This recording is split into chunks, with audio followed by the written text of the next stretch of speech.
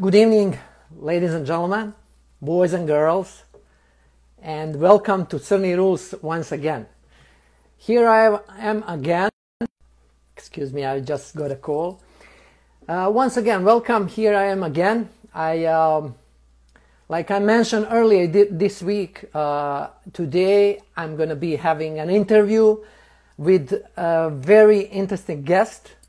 He's Jiu-Jitsu champion from Slovenia, Mr. Benny Lah.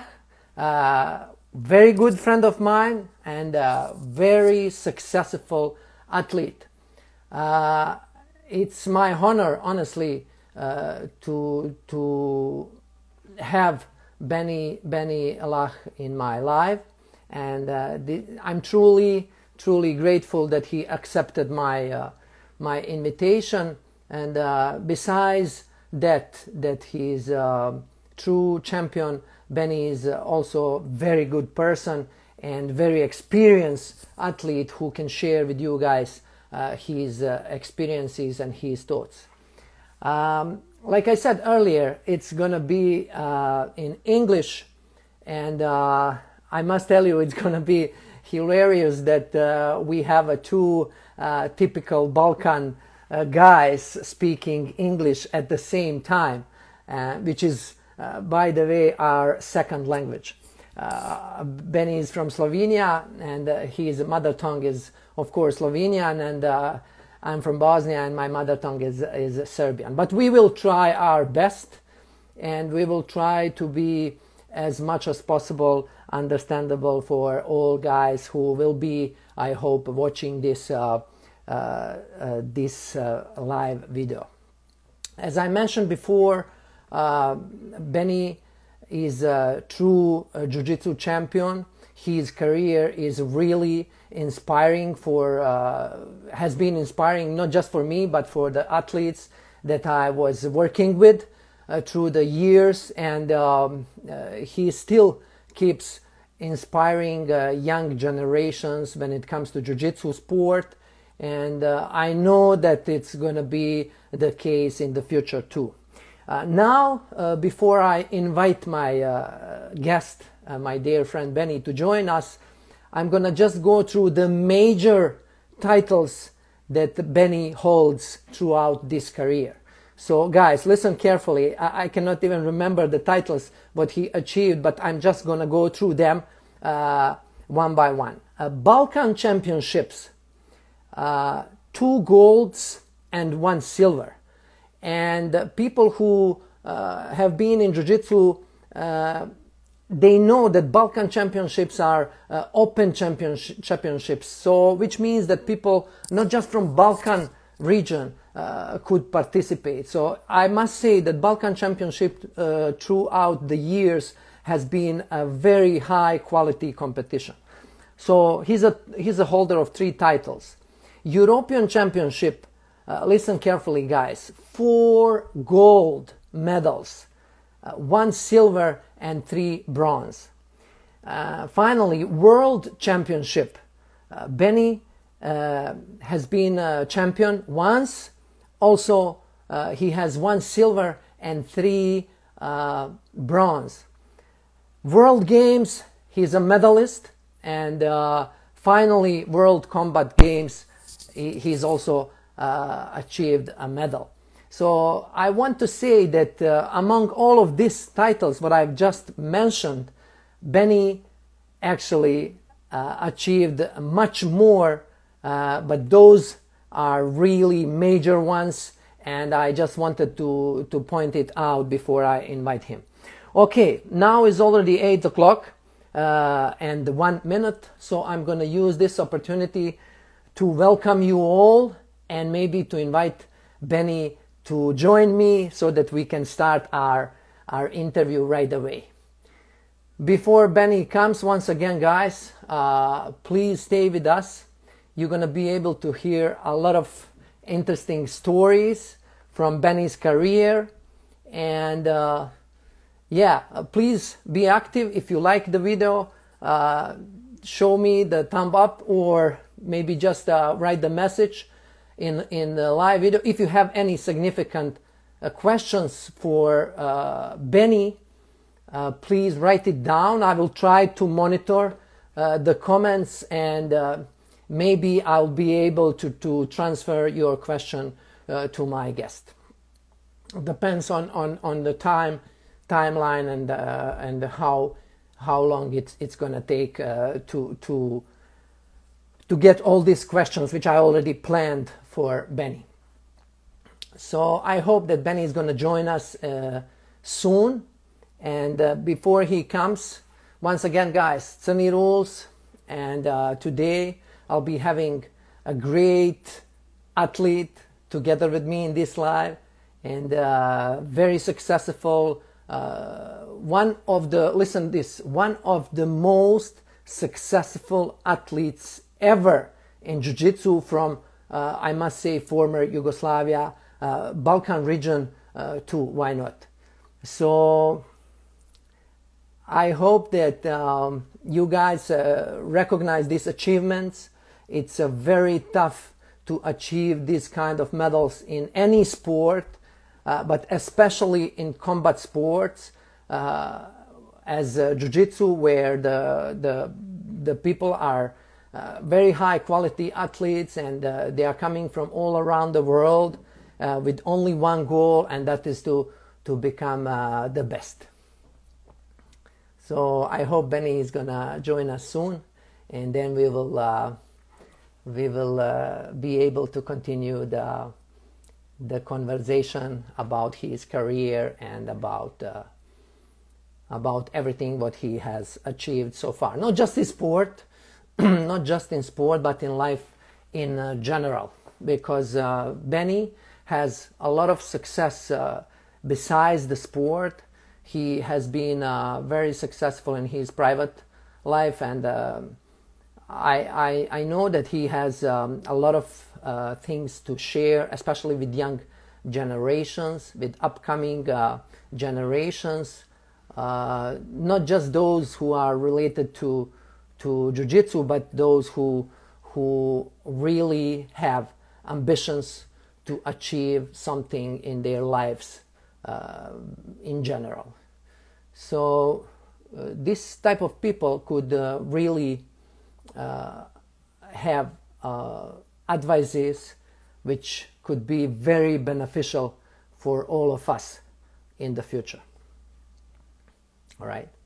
While I'm waiting for Benny, maybe if he's watching, I would like to invite him once again just to join me, and then to send me a request to join my live video, and then I'll accept him, and we will be able, hopefully we'll be able to successfully have our conversation.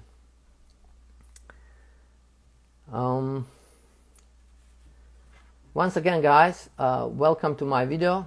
Welcome to my live interview. This is gonna be every single week. I'm planning to yes, Benny, I can see, but can you just send me a request? There is an option to send me a request, so that I understand. There is an option to send me a request how to join my live video, and then I'm gonna accept that request, and later on I'll be able to get you on board. So there is an option somewhere, maybe just to play a little bit until you find that option, and then I know that you're gonna succeed. You know, you see, some people having other priorities in their lives other than these social networks, and basically they've been too busy with their training, with their sport, with their achievements, that they don't have time to know how this work out, and social networks and whatsoever. So until Benny find a way to join me, we can discuss. You can write down maybe some possible questions for my guest, and yeah, I will just write them down, and throughout the interview I will try to ask him if the time allows me. However, these things happens. Okay, Benny sent me a request, and him, and hopefully we'll be able to continue together. Hello, Benny. Hello. Benny, can you hear me? Is everything okay? Can you hear me loud and clear? I hear everything, so everything is okay. Yeah, I was trying before at the computer, so the computer I didn't find the button, so now I switched to the phone, so everything is okay. That's fine. I hear you also great. I'm very excited to have you on board. I would like to thank you for accepting my invitation and accepting this to join me in my live interview and to speak for my Facebook page and also for Instagram profile, CRNIRULES. This is my new project, and this is something what I will be doing in the future too. So I wish you welcome once again, and I would like to greet not just you, but your friends who will be watching this evening, and I hope they're gonna enjoy. Yeah, thank you very much for inviting me, Tani. It's a big pleasure to follow you, to see your work, how you work hard. And I have to say that sometimes I'm watching, I know the exercise, and I'm like, wow, he's doing really a lot and really all the time. And it's a big respect that you're still going so strong, and everybody sees the result. When we put the shirt down, we see the results. And you motivate not only the others, you can motivate me as well sometimes. Because sometimes, you know, you're tired, and then I go through Instagram, I see some posts, Cerny is doing strong. Now I have to train strong as well. So keep up with the hard work. It's really fun to see you, that you're working, and you moved there to America. You went to the BJJ classes now. So I see the progress you're making there in America, and it makes me really happy that we Balkan people can show to the others that we are capable of everything what we want.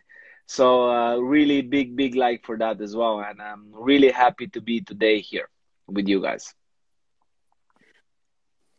Thank you so much, Benny. Before we go any further, I would like to do something which I want to show true appreciation and respect, not just to you, but to everyone who follows you throughout your career. So I'm going to do a little guest. I want to change my outfit. Ah, yes. Ah, that's nice. Yeah, that's really nice. So now I feel more comfortable talking to you. That's really I good. have your T-shirt, like never give up and never surrender, and that is your motto. And definitely you have been inspiring not just me, but many people around. And this is just one small gest of appreciation. And I want to thank you for joining me. Now, Benny, my first question to you. Majority of people who know you personally and who have been following your career, and they know that you have achieved a lot of titles. I already mentioned your major titles, what you have achieved in our sport. Yeah. I must say our sport, because I feel that I'm still part of jiu-jitsu. But I want to take this opportunity to ask you one untypical question. Who was Benny before all these achievements? How was your childhood? How did that look like? And if there is any anecdote maybe from your childhood that you could share with us, please. Yeah, before I started to train martial arts, so I started with judo, I was really active kid. I was all the time around. Probably in this time now, in these generations, I would be probably hyperactive. But back in the days, in our Balkan region, this was normal kids, yeah. I was really active, and I was doing stupid stuff all the time. I couldn't sit in one place for 10 minutes. In the school, I have big problems. And yeah, I was just, I was full of energy, and I had to do all the time something. And I have to say that I always made some stupid stuff. I get in the fights or stuff like that, because it was only in my nature that I'm a fighter. So I didn't realize that before, but when I'm thinking now for back how I was, it was always fun with me, and I always made some stupid stuff. And then my mom came and my dad, and they always give me, yeah, I had to listen the bad words from them, yeah.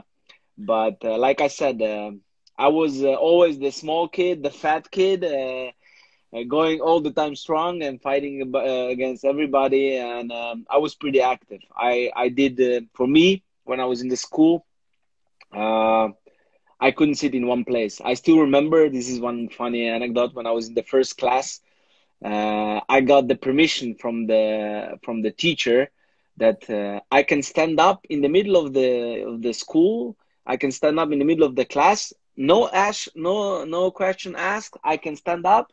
I can go out of the class, walk one circle in the school, and come back and sit down. Because they knew if I would do that, I'll be the next 10 minutes really okay. If I wouldn't do that, I'm already like trying to make some stupid stuff, and I had too much energy. And after they realized, the teachers, that I'm just too much with energy, then they allow it, and then it was okay. And then soon I started to train as well, some sports, and then it was much, much better. So my energy level went down. So I think my sport, my part of life, sport has a big part in my life. So I cannot go without sport. So I think the sport, I can say in one way, saved my life and brought me to one point in my life that I am now. So also mentally, physically, and in the whole meaning of life. So I can say that sport is my way of life. Definitely interesting story. I remember a couple of boys who I trained in the past. They had some kind of similar energy. So if I wanted to manage them properly, I needed to do something similar like your teacher. So I needed to give them some time free, some time off. And then later on, I would come back to them and try to control their behavior. It was tough, I must say, but like you say, never surrender, never give up. My next question, please. If I'm not mistaken, I was researching your career, and if I'm not mistaken, you started to train judo at the age of 11. First, it was your first love. Judo, as you mentioned in a couple of interviews before, judo was your first love, and you fall in love with judo at the age of 11. Later on, you decided to switch to jiu-jitsu, but can you tell us a little bit more about your judo career, about successes, and then later on, what was actually the major decision why you decided to switch to jiu-jitsu? Okay. When I was, it was around 10 or 11, I started with judo. Before I did handball, and I was too short, I was too fat for that. I realized it soon. So, and I was too aggressive all the time. So I realized that I have to go to some martial art club, yeah. And here in my town, we have one of the best clubs in the whole world. We have Olympic champions, we have world champions and European champions, and in judo. So then I started to train there. And yeah, in the beginning it was really hard for me, and then I just started to love judo, and I couldn't too slow. This is my friend commenting now in the live. This is one Prvi handball player, and he said I was too slow. So yeah, and I was starting to train judo, and during all the years, I was national champion in all the categories, and I trained really hard with the first team of our club. I was also the part of the sparring team for the Olympic Games in London. I had the luck to go there to help them with the training also in London, the Olympic Games. And I fought as well World Cup, maybe some international fights in judo. But the reason that I switched from judo to jiu-jitsu, it was I was 4 years in the national team for the juniors, and my biggest wish was to come to the Junior European or to the World Championships. And every year, I don't know what happened. I couldn't get into the team that I was qualified to the Europeans or World Championships in juniors in judo. Then I said, if I am not qualified for the last years of the juniors to one major competition, then maybe this is not for me. Maybe I will try to find something else. And then I was the last year I couldn't manage because of the injury. I couldn't qualify for the Europeans. Then my big and good friend for me from judo, he was also competing in jiu-jitsu, and then he finished with jiu-jitsu. He's also third place at the World Games, second in the World Championships. He's a long time fighter, Peter Beutz.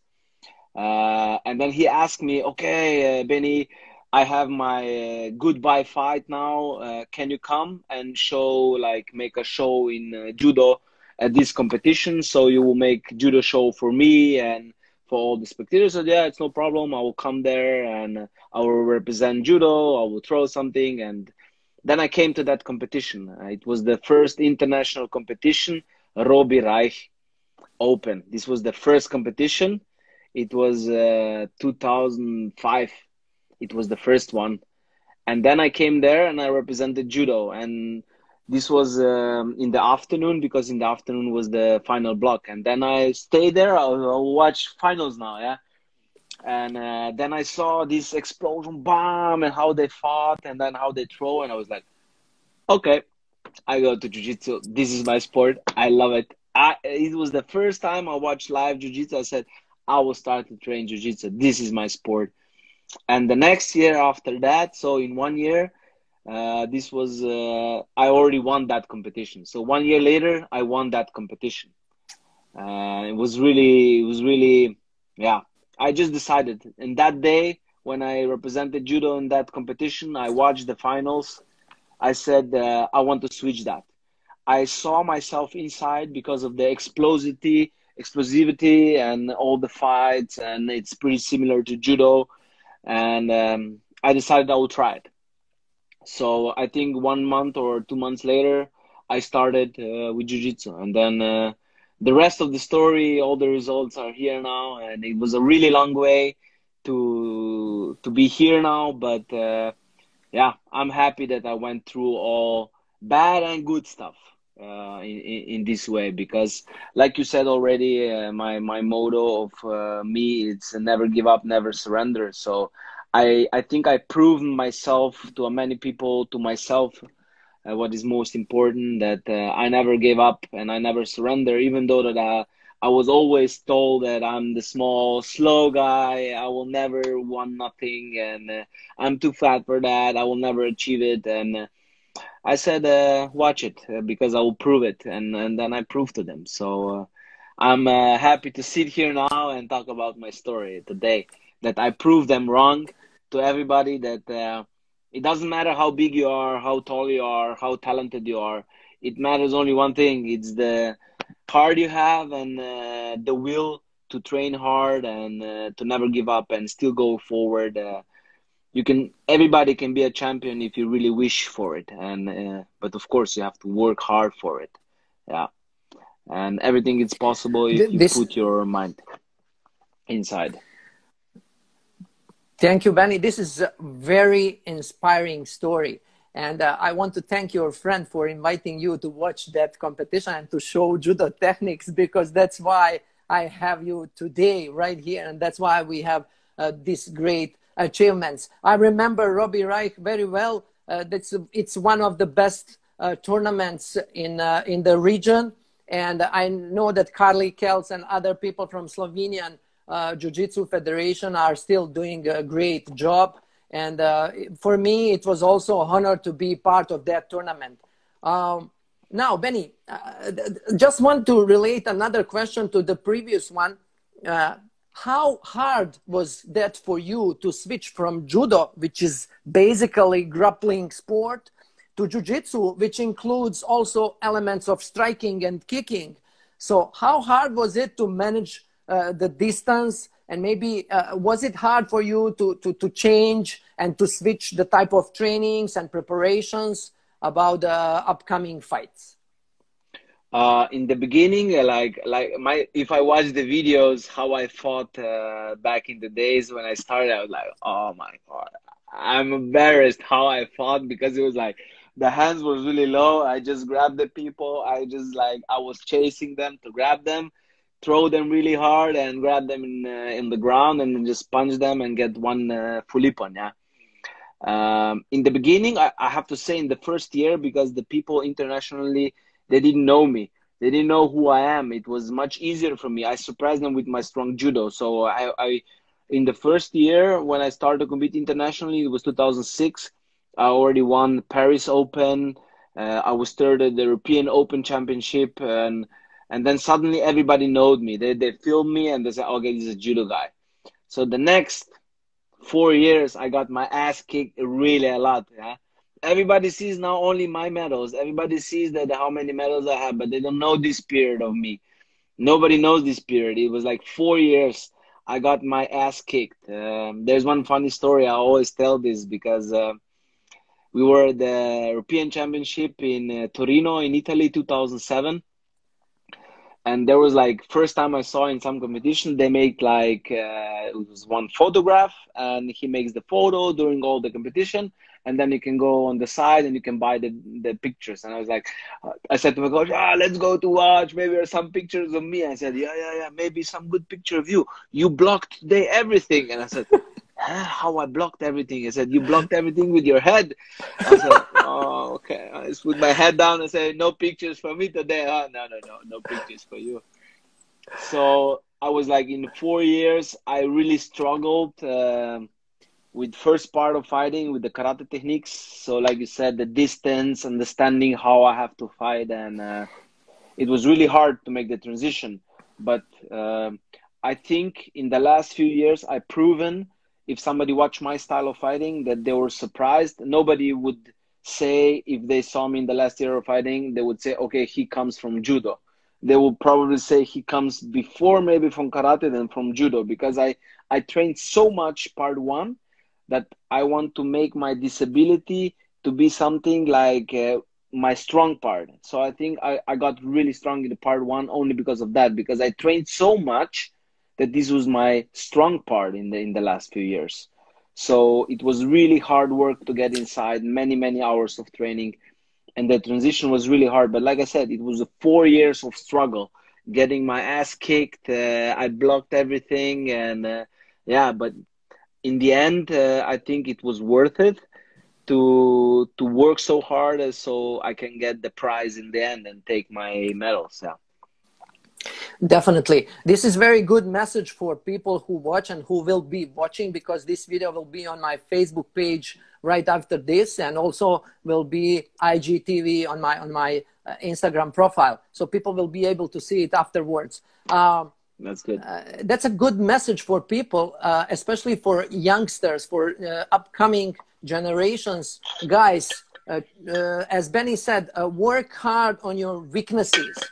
It's hard sometimes to recognize our weaknesses, but once you recognize them, work hard on them, and it's gonna make you better athlete, better fighter, and so on and so forth.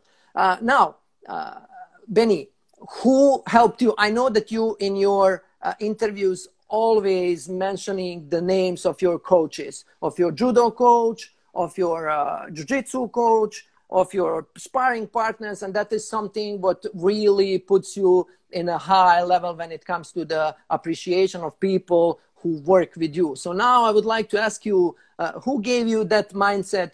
Who is actually responsible for your achievements in terms of coaching you? If you can mention a couple of people, and how did they had an influence on your mindset, on your game? Okay, so I think everything started with my judo coach. He's Marian Fabian. He's one of the most respected judo coaches. I think maybe 2015 or something like that, he was pronounced as the best European or the best coach in the world. He has 8 dan in judo. He's one really of respected coaches. I think I've learned from him the most, this iron will to train hard and never give up. This was from him. And there was a lot of people. So this started with him, everything, because this was my first coach in my martial arts. Starts everything there. And then in my way from jiu-jitsu to today, it was so many people that had a big influence in my sports career. Of course, then is the second person is Marco Gaber. He's my coach in jiu-jitsu. He's my best coach in the whole world. He's the first on the top of everything, because like I said with him, the competitions are, it's like he would play PlayStation and I would fight. He played the game and I did. When he said something, I did. In the beginning, of course, we had to build this relationship that we have now. But when I realized that I have to listen to my coach, that I have to do exactly what he says, it doesn't matter if he would say jump 3 times in the air and make the jump, I don't know what, and you will win, you have to do it. At least you have to try it. And then when I realized that everything he said, he said, okay, do that. Boom, I did it. I got the points. So when I realized that we have a really good connection, everything, it was like stepping into another world. Everything come together and our work became much, much better together. So this was the second person, and through the whole of my jiu-jitsu career, he stands next to me. And you maybe already know I was living like 4.5 years in Germany, and there I was training with my brother from another mother. It's Roman Apollonov. He's also another big champion, and he was my sparring partner, my brother, my everything there, and we started to train together. And I showed him my second part, he showed me his first part, and we built like our team. This was a big jump in my life that I went up with the results. And we are still in the contact, even though that I'm not living there, and he's still my brother, and I really hope that we will train again soon. And yeah, he's really important in my life, that also my style developed like it is today. And I had the big pleasure, of course, in Germany to train with the German national coach Stefan Heckele.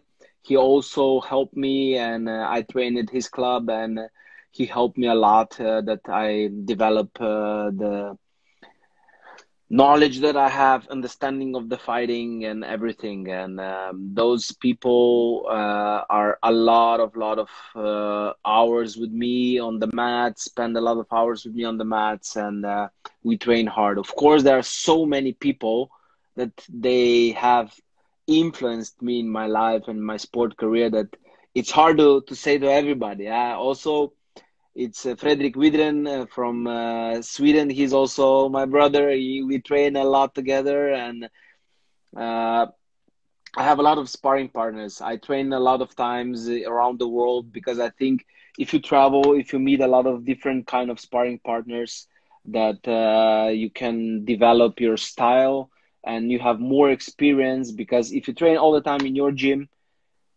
you can fight like against one guy only with the hand up, because you know that you will come all the time here, yeah. But then when you go to another gym, then you see that there are some other techniques as well, and then you get the ass kicked and say, oh, what's wrong? I'm bad. No, you have to change your style. You have to block like this, like this, like this, yeah. So you have to adjust. So I think it's also a big part of my career was that I travel a lot. I train with many different people around the world, and I got a lot of experience. And this is millions of people that I train with. It was really amazing that I was really like happy to train with all of them. And of course, my club here in Italia, they helped me. And of course, my coach that understood that I said to him, look, I will move to Germany. And he said, no problem. I know when you go there, you will train hard. You don't go there to make party. And you know, he knew that I will train hard there. And even though that in the last 4 years, we didn't train so much together, when I came home, we did 2-3 trainings together. It was like where we finished, we started again. It was the same, because all the time we talked, how I have to fight. We did all the tactics with Marco. We talked online. I make some videos of my trainings, how I'm training, and he said, okay, maybe change like that, and maybe change like that, and we still keep in touch. And it was really like I said, it was many people that influenced in my career to come everything together. It's a big mosaic, I say it all the time, and everybody has some different parts that they put it inside, so it became a really big mosaic. It was a lot of people that they helped me. And even though that jiu-jitsu, it's like an individual sport that you have to fight by yourself on the tatami, but without a big team, without the supporting team of your parents, it's really hard to achieve such a long-term results, because like I proved I made the results in 10 years. Yeah, so to be on the highest level in the period of 10 years is really hard. But for that, you need a lot of support. You need the coaches, you need the sparring partners, you need pretty much your whole team. You need a good physiotherapist, because we know you get injured, you get hurt, and yeah, if you don't have that, it's really, really hard. And I have to say that I had a lot of good help in my career, and this is the sport part that they helped me. Then I have my parents, my mother and my father, that they supported me since the day one I started with everything. Without them, I wouldn't be in judo. I wouldn't be anywhere. This is the parents are the first that they even started to help me, and this was without parents I wouldn't be here. Probably I would be in the jail doing some stupid stuff. I don't know. I don't know why I would do. I had too much energy. So and of course my physiotherapist, Matej Chebokliv here from Celje. He saved my life many times, without the injuries. Even if I was injured a little bit, he helped me before the competitions. It's a lot of people that was in my team. I say this is my team that they helped me build up, and they stood behind me and all the way, and they helped me to become the person and the fighter that I am today. So I'm really grateful for that, and I hope that also the younger generations now will realize that this is not the individual sport that you have to be really mean to everybody and just go focused. No, I will go through all the bodies. I will go. No. You need a lot of people. Yeah, you need a lot of people that they help you. And yeah, sometimes it's hard, but everything is possible if you set your mind, and if you know that it's possible, if you understand that it's possible. It doesn't matter if you're in Bosnia or if you're in America or you're in Slovenia. Everything is possible. At the right day, at the right time, everything is possible. Thank you very much, Benny, for a very nice and like honest response on my question.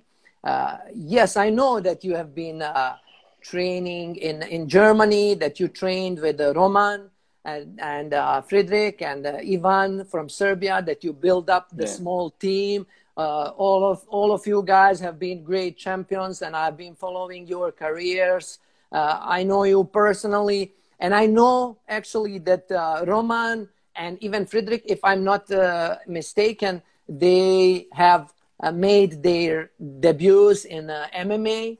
I'm not sure.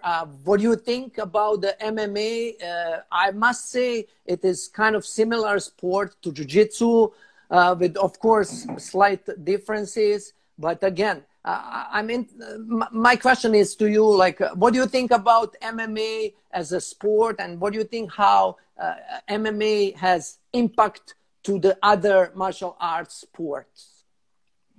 I think, yeah, like you said, Frederick and Roman, they already did the debut in the MMA.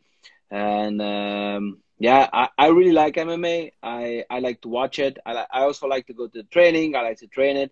But like I said, I did my sport career already. So to change the sport career to something like that, I not that I couldn't do it. I feel too old, not too old, but in the way like about the injuries. I think in MMA, it's really hard sport, so you have to be really fit to stay on top. So this means if you want to be really fit and stay on the top, you need the money to train hard, to have all the things that you need to train hard, to have good sparring partners, to be on the high level. So in the beginning, it's really hard to switch. So I don't know if I'm ready. I I would do it if I would be 10 years younger.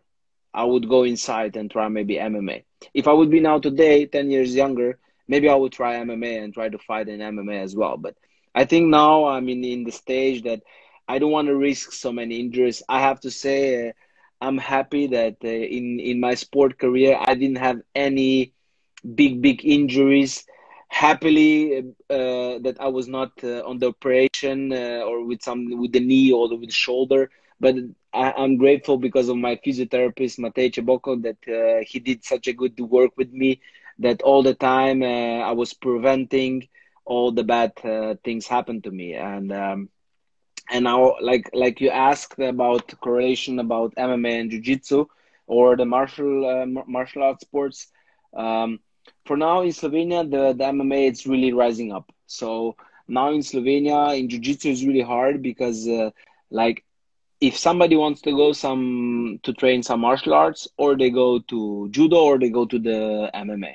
Yeah, this is the most two sports. But this is in Slovenia. You have other countries, you have different kind of sports and different kind of mentalities. But in Slovenia now, MMA is really going up. So I think.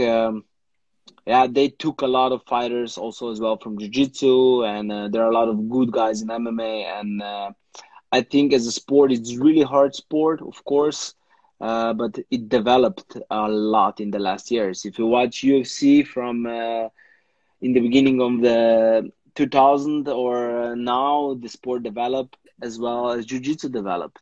If you watch the first World Championships in jiu-jitsu, and if you watch it now, it's a big change. Yeah, if I remember, my first World Championship in jiu-jitsu was 2006 in Rotterdam.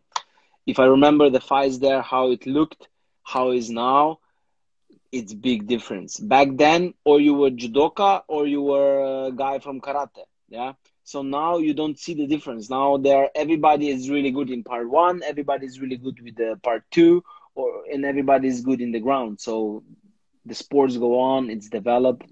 And this brings more concurrence, and the sports build up.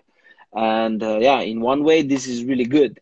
And I'm happy that our sport, and of course, as MMA developed really hard. And maybe, like I said, if I would be 10 years younger, I would start as well in MMA. So for now, I'm staying at the same sport that I did the last 15 years. So yeah, I will stay in jiu-jitsu. One more question related to this.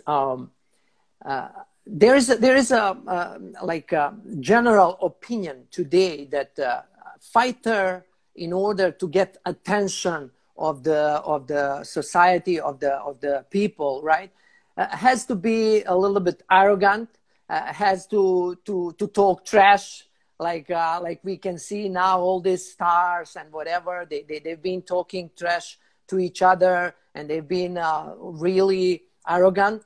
And but you proved me opposite. Through your career, you have been so humble, and you have been so open. Like you said, you trained with people all around the world. Even after the fight, I know how you respect your opponents, how you respect their coaches, how you respect whatever they did throughout their careers. And that is something which is kind of like very related to you and your behavior. So my question I know that recently you have received even your blue belt in Brazilian Jiu-Jitsu, which shows how humble you are, that you tied the white belt after all these achievements, and you went out there to train Brazilian Jiu-Jitsu. That's what I did basically. I just started from the very beginning in respect to the martial art and to the people who trained before me. So what is your opinion on this trash talks, and what you would like to maybe say to the young generations about that part of behavior? I really hate trash talk, and I think like this is in MMA, but I think in MMA it's now like you said, this is only the marketing. I think they have to be something special, they have to be something different. For me, it's the question when we watch McGregor or somebody else that is really good with the trash talk. For me, it's the question: is he doing this first because he wants to get the attention and a lot of money, or he's a person like that. So this is the big question for me, why he's doing this. In one way, it doesn't matter because he's doing this. And you can still be the biggest champion without doing that. But like I said, in MMA, it's now maybe only a lot of money inside. In our jiu-jitsu, I say that we have a luck that there is not so much money inside, because this relationship with the fighters between us would be much different if there would be a lot of money inside. So I really don't respect the people that are doing the trash talk and being really mean to each other, because this was not, like you said, this was not me. I was not like that. Okay, you have to understand something. I stand on the tatami. I don't see, like, if we would fight, I don't see on the other side now Cerny. I see one person that I have to win against him to go to next round or to be a champion. Yeah. And before the fight, I can speak with you normally, like a friend. But as soon as I put my foot on tatami, then it's end. Then we are not friends. Then you're my opponent. Then I have to do everything to win against you. And when we win, then I will hug you, I will talk with you. It's the same. But this is not a lot of people that they can switch this mentality. Okay, now on tatami. When I was on tatami, I was not nice. I was not like I will touch it. No, I hit hard. I want to win. It's over. I want to win. This was my thing. I want to win. I'm really compatible. I like really competitive person. I like to win in everything. Yeah. So even if when I was with my brother, you know, the board games, if I was like losing, turn around, I want to win. You know, I was always like that. So, but then during the years, I realized that this brings me nowhere. So when I'm on the tatami, I want to kick your ass, of course. But this is not like against you personally. This is only you as my opponent. So when I step down, I hug you. It's no problem. We can go to drink. It's no problem. I have to say that in my career, I didn't have no grudges to no opponents of mine. Yeah, of course, some of them, they were mad at me or I don't know what. Of course, if you win against me, you win against me. This is not like now you're a bad person for that. No, of course not. And I really don't like if somebody is disrespectful or being rude to somebody else. Tatami is tatami. Then we fight. Of course, I hit you hard, you hit me hard, and there is no like afterwards being in a bad mood. No, it's okay. It's tatami. It's not end of the world. Yeah, this is not the something so special that I have to be mad at you. And I was really trying to be professional when I'm on the tatami. Some of the guys maybe were not happy because I hit them hard or they lost against me and they were not satisfied. But I said, you know me. I can talk with all the opponents. I don't have no problem with them. But when I step on the tatami, then I don't see you as a friend. Then you're my opponent. Then I will try to hit you hard and I will try to win against you. So I really hope that, of course, in jiu-jitsu will stay like these relationships with our friends, that we stay friends in with opponents. And of course, a lot of people cannot switch. Like I said, okay, now it's tatami, now it's fight time, and they're like mad all the time, and they're like holding the grudge. Oh, Nick, I will kick you next time. Yeah, then you will win. Okay, you will win. I don't care. Yeah, but you will have to work hard for it. Yeah, of course. But if you win against me, then you win. Okay, I won't be maybe happy, but I will still hug you and I'll still give you the hand. And I'm really trying. I think that I showed and I proved during all those years that you can still be friends with everybody and not argue with no one, and you can still be a champion. You don't have to have a trash talk to have your own gi, to have your own t-shirt, to have your own hat, and to be a champion as I am. And you can still do it in normal, let's say normal, not trash talk way, and not being disrespectful all the time also on the tatami. Because I really hate if somebody is disrespectful on the tatami to the referees or to the opponents. And of course, this is the martial arts sport and we are fighters. Sometimes the blood is, you want to, yeah, but if you want to be a champion, you have to control yourself on the worst situation. So if you can manage control your head, that it's really hot head in the fight, if you manage to control it, then you have the control on the fight. So this means you will control the fight. And yeah, of course, sometimes I was really inside. I want to really punch him hard. And every time in those 4 years that I got my ass kicked, I was doing this. I was trying to, I didn't control myself. And then I realized, calm down, think, breathe, fight, and then went everything differently. So when you understand this kind of way of fighting, then maybe you don't do this again, and you will understand, okay, I need to be calm down, I need to relax. Maybe I don't need to look at him as a bad guy. I just need to solve the problems. Yeah. Analyze what you did wrong, not what he's doing wrong. Yeah. Why he's getting points. Look on yourself, and then maybe it will be easier to win some championships or the competition, or maybe only one fight. Yeah. Something in this way. Definitely great advices for the people, how to control their minds and how to develop mindset for the future, especially for people who fight. Now, I know that you have been fighting around the world, that you really know so many people from different jiu-jitsu federations, and that you are very close with the actually jiu-jitsu board, the people who are actually leading our organization on the top level. So my question to you, you proudly represent your country wherever you go. You fight for Slovenia with all your heart, and you have been achieving all these medals for your country, and of course for you. My question to you, was there any offer from some other countries, maybe, that you could possibly switch the flag and fight for some other country? Because we know it's popular. And I will give you an example. There is a judo, very nice, good judoka from Slovenia who now fights for the Turkey. Yes, for Turkey. It's my big friend, Miha. Yeah. We train together. He's from my club, Miha, yeah. Miha, so I know that he switched for Turkey. So was there at some point in your career, was there any offer maybe for something similar? Yeah, first I have to say the hello. If Miha would watch, I would say hello to him.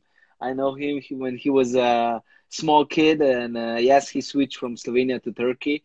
And the last few years, I trained with him, and first I throw him a lot, and then he started to kick my ass as well. So he's a good guy, and he switched the nationality. So I don't know. Of course, like I said, I travel a lot.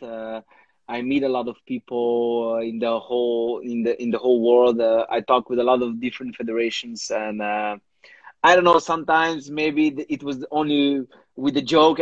Maybe you can switch. I don't know how serious they were. There were some of the people that they say this to me, but as you can see here up, it's my Slovenian flag.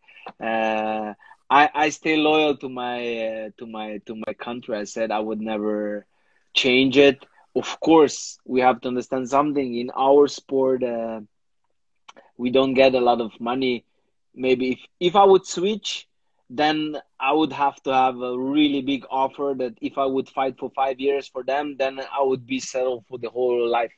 Maybe then I would switch, but otherwise, I stay loyal to my country. I would never switch. So if I would have a really, but I think in Jiu-Jitsu, this is not a possible way. So, like I said, I'm still fighting for Slovenia, and I will always fight for Slovenia. And yeah, would be, I don't know, it had to be something really special to switch the nationality. But in our sport, like I said, it's really hard, and I don't think if this would happen, I never thought for 1 second that I would switch like that. No, I was always like, no. I stay with my country. It's too big risk, too much work to switch. It's really hard, and like I said, I'm one person that I'm really loyal. If somebody do something good for me, I stay really loyal. As a friend as well, like that. So yeah, I'm staying in Slovenia as well. So like I said, I was living in Germany, and after so many years, I came back. I miss Slovenia, I miss Balkan, and so I'm here now again. Yeah. I totally understand, and I salute you for that. It's a really great that you stayed loyal to your country, the place where you were born, where you grew up, and actually where your sport career started. Now, I know that you are still in good shape. You train daily. When I was preparing this interview, I communicated with you, and I know that you train like literally daily, and you keep up the good shape. So my question to you, when is Benny's fighting career is going to end? Do you have any plans for the future? And I want to point out very important fact that you have been working and collaborating closely with one of the best companies in the game for the fight gear, U-Sport. You are basically one of their athletes, and they made a lot of things, such as like this shirt for me and for you. You have hat on your head right now. So what is the future for the Benny? What is the plan? Maybe I know that you will stay with jiu-jitsu for sure, but do you have any plans and maybe something about that? This is the question for 1 million euros. You know, when you're going to finish, when you're going to stop, where are you going to fight? I got a lot of questions. They're like writing me daily. When you will still fight? I want to see how you fight because I never saw you live. I said, I don't know. Now it's really hard with this coronavirus. It's really, really hard for me. It's like I'm in Slovenia. If you know the region, we don't have so much possibilities to have a good sparring. I'm at home and everything is closed. You cannot train. I can go to run. I can lift weights. I can do a lot of stuff. But feeling of hitting somebody and grabbing, it's totally different. And now in the Corona time, like this year, the whole year, all the competitions from JJF are canceled. So there are no official competitions and it's really hard. For me, the biggest wish was to fight one more time at the World Games. And now they canceled even my category, -94. And then now I'm in the period that I have to decide. I think after this year, I was like, okay, I always, all the time said to me, okay, decide until then, decide until then. And then Corona came.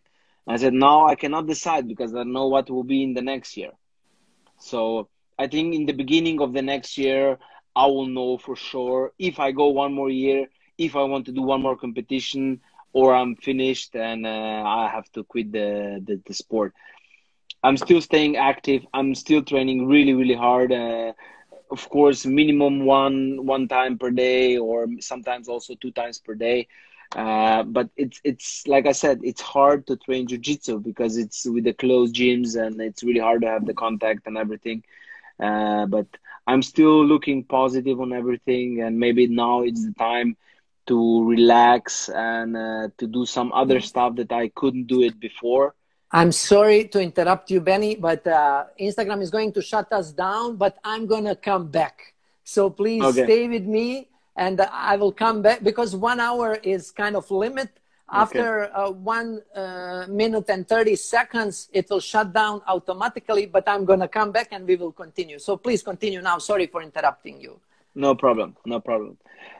So yeah, I will see how everything goes, and I will see. I think in the beginning of the next year, I will probably announce what is going to be my plan, or I will still fight, or I will do some. I'm already thinking when I have to do something special. If I will finish, I have to do maybe some gala show or some gala, I don't know, super fights against somebody, and I will invite all the friends or something in this way, or I will prepare and I will say, let's go for one more competition and to one more medal, and show to everybody that everything is possible. It doesn't matter how old, where you're from, how tall you are, and like, you know me, I'm really small for my category. Everybody asks me, I fight all the time with the big guys. So like if somebody says to me, he's so, like, I was last month I was in Germany and one guy said to me, yeah, but I cannot go to this weight class because I'm small. And I said, you're big as me. You cannot go to 77. I said, like, I was fighting in 94 and you cannot go to 77. I said, everything is possible, but you have. Hello again. Like I said, Instagram has limited a live for 1 hour, and I already told Benny that I'm gonna come back after this. Actually, Benny will join me again, and we will continue right away. Okay, he's requesting.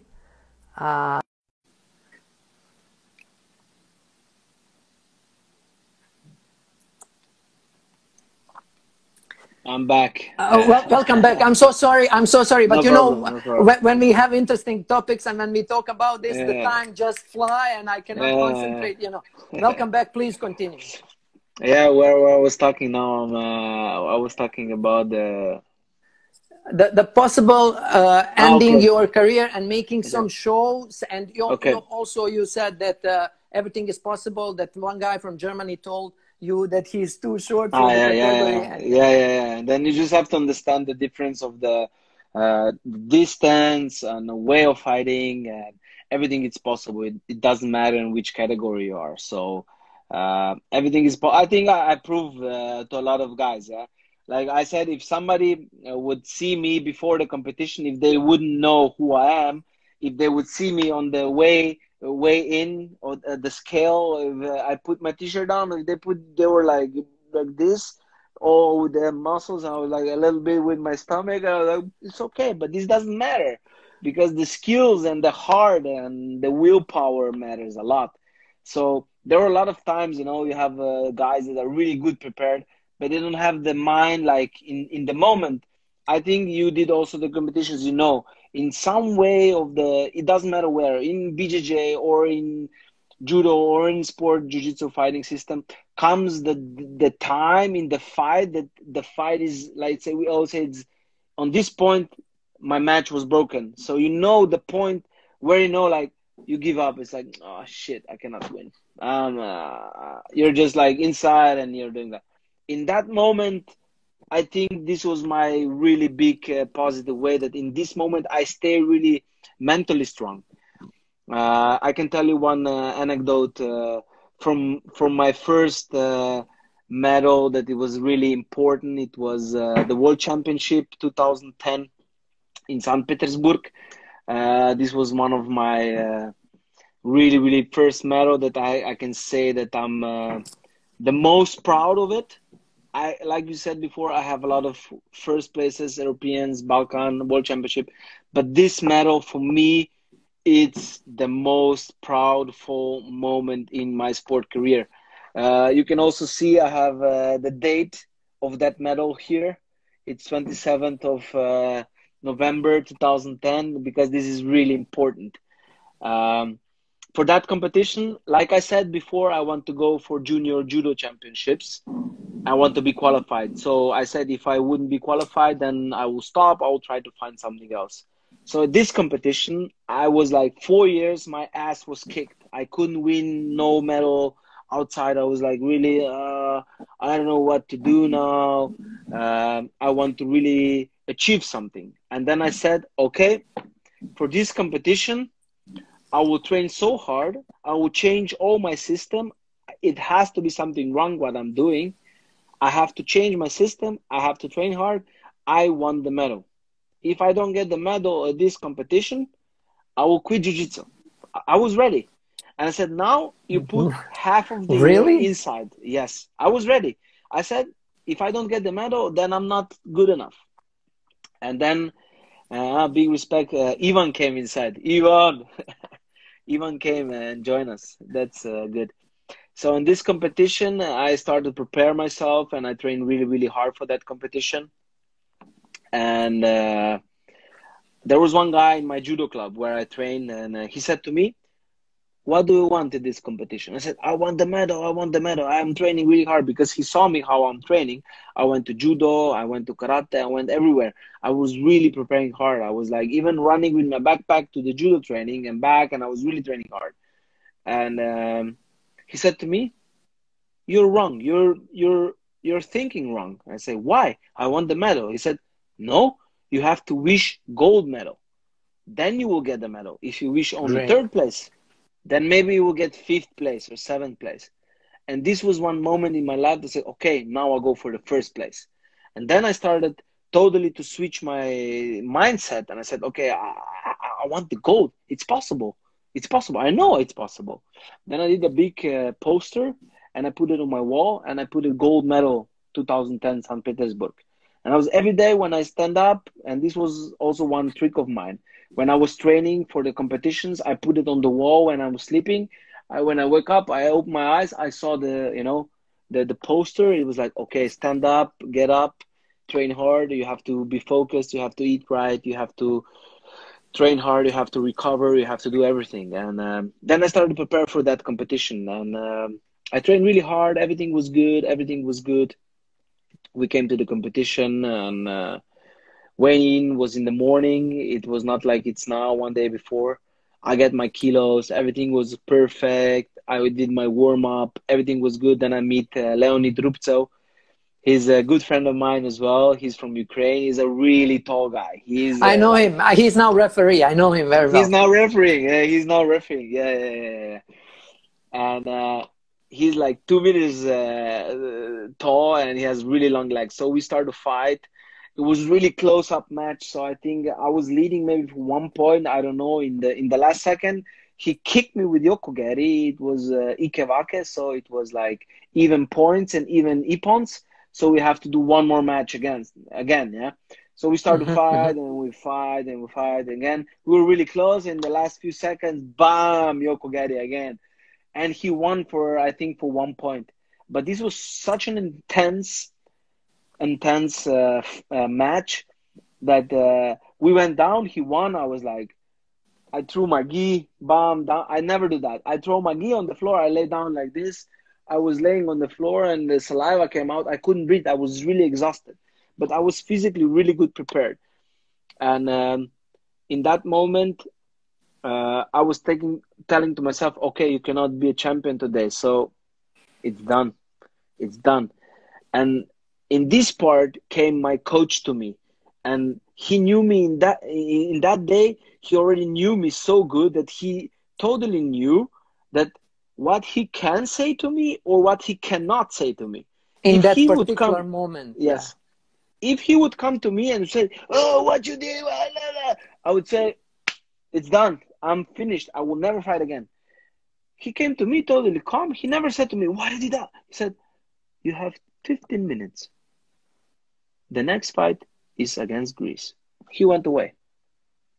And I was like, in my side, I don't want to fight. I want to, for 5 minutes, And then after 5 minutes, when I started to breathe, I drink a little bit, and I said, okay, I go one more. I was like, I go one more. And then I stand up. I win for Philippon. I go one more. Then I said, one more. Then I'm done.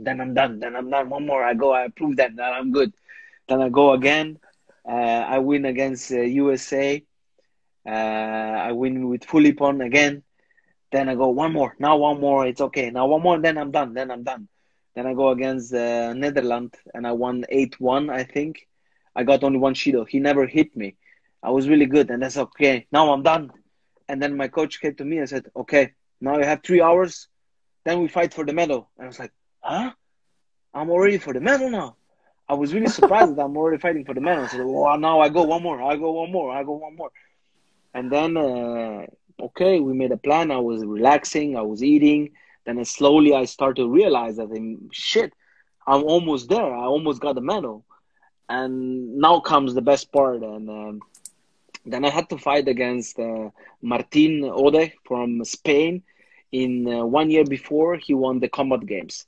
So for me, as a fighter, the better the fighter is, the better I want to fight against him.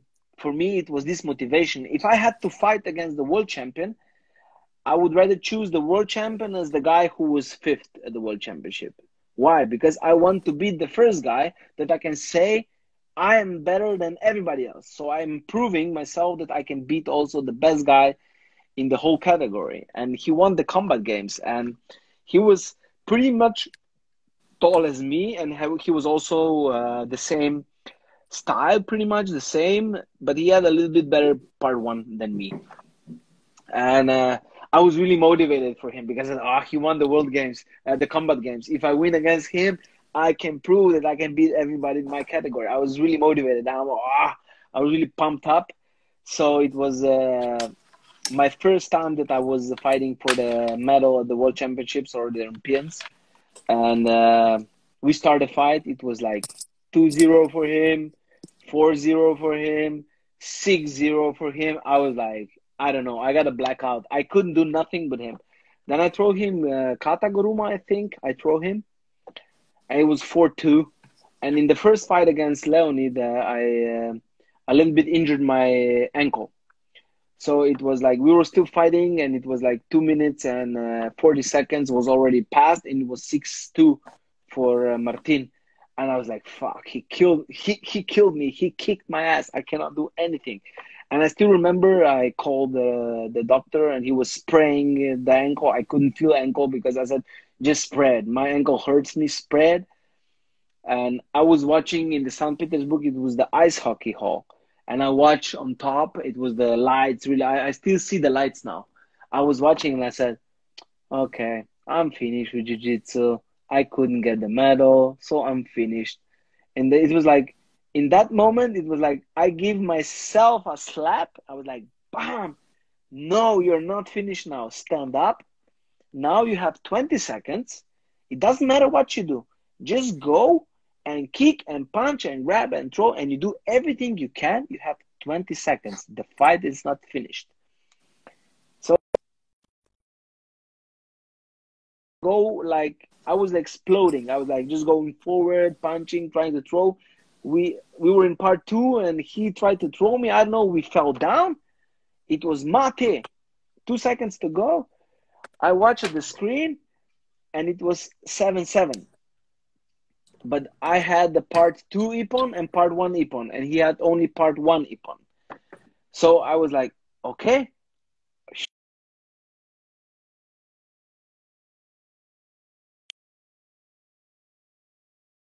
Try to block it and punch him and try to protect your head and go Gyakuzuki. And just attack him when he will jump forward. Yeah, he was totally like, we were both like, I'm really close. You know, it's 2 seconds. You know how it is. In 2 seconds, the guy jumps in front, kicks you, gets a Vazari, and you're done.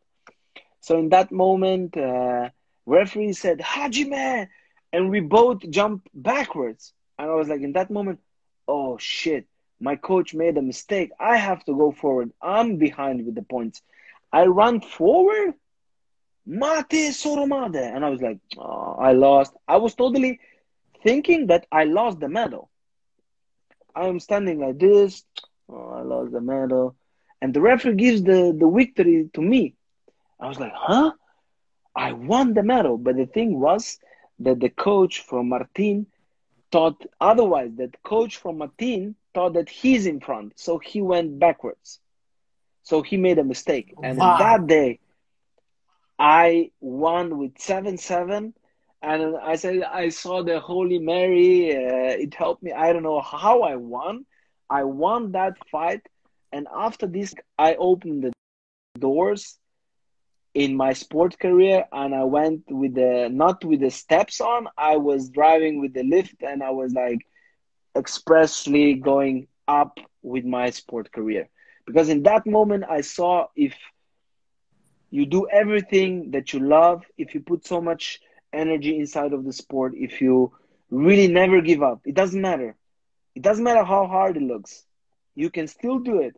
I proved that in that day to myself. This was the most important, not to everybody else, to myself, that I can win these kind of matches, even though that I was 6-2 behind in the match. So I won with 7-7.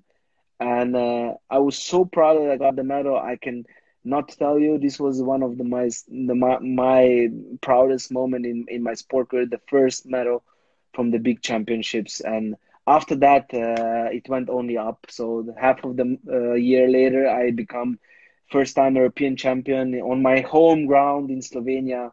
So, and after that was much easier, because I understood a lot of things differently and I look on them differently, also in my sport career. So this was one really, really special moment for me. Great and really inspiring story. Thank you for sharing with us.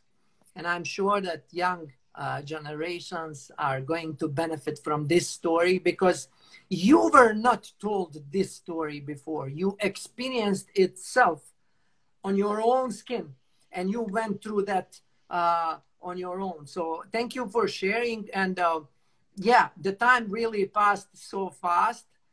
I would like to ask you this question I was asking even my previous guests. Is there anything that you would like to maybe to share, and maybe some message to send to the people who follow my Instagram profile and who follow my Facebook page, CRNIRULES? This is something new in my life. I just started this project, and the main goal for me is to get on board as many as possible people with the same goals, and that is healthy life, positive mindset, and definitely to have better environment for our upcoming generations in the future. That's my goal. I know I'm a really little dot in the universe, but I'm trying to do my part. So if you have any message for them, please go ahead. First of all, big respect for what you're doing, and even though that you feel like you're a small dot, I think you have a big influence as well in your fighters, in your home club, Slavia, and everybody else.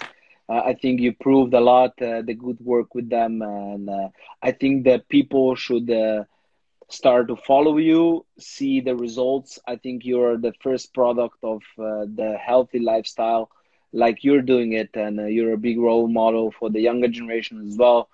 Maybe you're not realizing, but you are, and I hope that they start to follow you and see the way of thinking, the way of training. We don't need fancy equipment. We don't need nothing. You have it on your balcony at home. I know it. You're doing the pull-ups. You don't need anything. You can do everything at home. You can do everything on your backyard.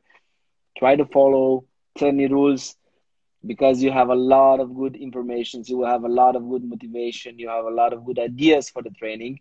And of course, you will feel better. Maybe in the beginning it's going to be hard, but after the many, many times of training, you will see that everything is possible. Even if you will lose only 5 kilos, if this is your goal, you can do it with Cerny as well, because he's the biggest proof ever. With your age, not that you're so old, but you're looking like you're 25, yeah? A lot of 25-year-olds cannot show the body that you have. So such a big respect, and I hope that the people will start to recognize, and that your dot is getting bigger, not only the small dot, yeah? And that you will be managing to share all the knowledge and the passion for the sport like you have it. So big respect. Thank you so much, Benny. Once again, I really would like to thank you for joining me in my live. My true and honorable respect to you. Whatever you have been doing in the future, whether it's going to be your fighting or coaching or working as a manager at some point of your life, probably you're going to switch for something else, but I will keep supporting what you're doing. I will keep following whatever you do, because you are true role model for youngsters. And I really encourage all my friends to follow your Instagram page, your YouTube channel, Facebook as well, because I know that you have been recording a lot of videos about your way of fighting, about the techniques. I found some very interesting combinations over there. And of course, I suggested Daniel Blažić, who is now leading the Slavia, to look through that and to try to develop something similar for his fighters. It's truly inspiring story. Thank you for sharing with us. I wish you all the best in the future. I wish you good health at the first place. And let's go for one more World Games. Why not? Yeah, maybe if they allow the fat guys to fight again, then I will try to do one more World Game. So we will see. Thank you very much for inviting me, and I hope we will as well in the future develop our Balkan region a little bit more. I think we are really good in the good way, that we have a good fighters already in the Balkan. But I think, you know, our mentality, it's a little bit hard. We're really tempered with the temper and everything. I think the first step we need to do, we have to work a little bit more together. And when we will start to do that, I think the Balkan region can be one of the strongest region in the world. But like I said, we have to work together. And I'm really like, now it's really hard with the coronavirus crisis and everything, especially now in Bosnia and in Serbia, in Croatia, everywhere. I really hope that we will make some big event in Balkan in the future. I really want to come there and teach you guys, especially in Slavia. And like I promised to my, I have to say, this is my small brother. It's Ivan Delecroce. I train with him a lot of times. I promise him I will do something in Balkan. I will keep my promise. So I'm really looking forward to come to Balkan as well, and maybe do something special there in Balkan. We make some that maybe I'm the link that I will connect all the Balkan countries together, and we can make it something special there, and we can make some big event for sure. Now coronavirus had to pass, and then I'll be glad to do something with you guys. I'm sure it's going to work with your energy and your experience as well. Once again, I wish you all the best. Thank you for joining me. I'm sending greetings to everyone who watched us. And please, guys, stay tuned. I'm going to be having another interesting people in the future too. Goodbye. See you, Benny. See you. Thank you. Thank Bye-bye. you, brother. Thank you so much.